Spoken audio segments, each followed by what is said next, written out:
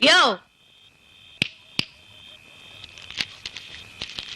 இந்தா எனக்கு சோறு போடுறதுக்காக ஒரு 10, என் கழுத்துல தாலி கட்ட பாவத்துக்காக ஒரு 10, உங்க ஆத்தாளுக்கு உனக்கு தண்ட சோத்துக்கு ஒரு 10.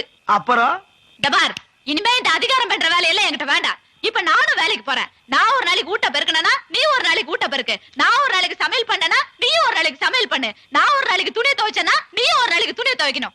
அப்புறம் முக்கியமான ஒரு விஷயம், என் விருப்பம் இல்லாம என்ன நீ தொடவே கூடாது. என்னடா இவன் இப்படி பேசிட்டு போறான்? அவனுக்கு கொஞ்சம் கூட ரோஷம் இல்ல? நீ சொல்லிதான் தெரியுமா சகல? இதுக்கு மேலையும் பொறுமையா இருந்தோம்னா இந்த மீச வச்சதுக்கே அர்த்தம் இல்லாம போயிடும். பொழந்துற யோ, அவளை அடிக்கும் போது யாரும் தடுத்தீங்க கொலவனுதான்.